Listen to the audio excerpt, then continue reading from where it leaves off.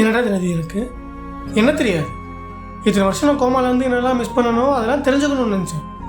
உங்கள் தயவால் எல்லாத்தையும் தெரிஞ்சுக்கிட்டேன். என்ன நீங்கள் எதுக்கு எடுத்தாலும் கேமரா, ஃபேஸ்புக்கு, மெசேஜ் என்ன டெக்னாலஜினால எல்லோரும் கெட்டவாக நினச்சிக்கிட்டு தூரமாக போயிட்டுருக்கீங்க. யாரும் மூஞ்சியை பார்த்தே பேசுறது இல்லையடா. உன் ஸ்கூல் ஃப்ரெண்டு 10 வருஷம் ஆகுதுங்கிற, எங்கேன்னு கேட்டால் ஏதோ ஒரு பார்க்கில் இருக்கான்ற. மச்சான், நம்மளாம் ஸ்கூல் படிக்கும்போது காலைல 7 மணிக்கு கிரிக்கெட்னா 7 மணிக்கு கிரவுண்டில் இருப்போம்ல. இப்போ ரீச்டா மச்சான், வேலை லீவ் மச்சான், கேன்சல் மச்சான்னு வாட்ஸ்அப்லேயே பேசிகிட்டு இருந்தா கிரவுண்டில் யாரையுமே காணமுடா. இப்போ ஹேக்கரு உனக்கு ஃபேஸ்புக்கில் எத்தனை ஃப்ரெண்ட்ஸு?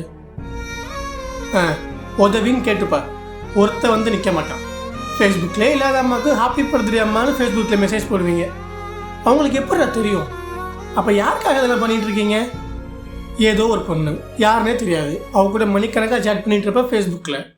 இதே அவளை போய் நேரில் பார்த்து பேசுனா அல்ல உனக்கு. ஏன்னா அது ரியாலிட்டி. எல்லாரும் ரியாலிட்டியை பார்த்து பயப்பட ஆரம்பிச்சிட்டீங்க.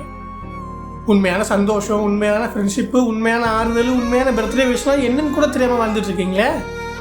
சார், உங்கள் ஒய்ஃபோட ஃபோன் நம்பர் ஃபோனை பார்க்காம உங்களால் சொல்ல முடியுமா சார்? 16 வருஷம் முன்னாடி அதோட லேண்ட்லைன் நம்பர் எனக்கு ஞாபகம் இருக்குது. 22582999. ஏன் ஏன்னா எனக்கு இங்கே இருக்குது. உங்கள் எல்லாருக்கும் இதிலேயே மனுஷனை மிஷினாக ட்ரை பண்ணுறீங்க, மனுஷனாக ட்ரை பண்ணுறீங்க. அதுதான் எனக்கு எதுக்குன்னே புரியல. மச்சான், உன் பையன் பேசல நீ எப்படி பேசுவான்?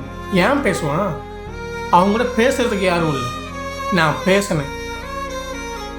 ஆனால் ஒன்றுப்பா, இத்தனை வருஷம் நான் கோமால இல்லை, நீங்கள் எல்லாரும் தான் கோமால இருந்திருக்கீங்க. தயவு செஞ்சு எழுந்திரிச்சிருங்க.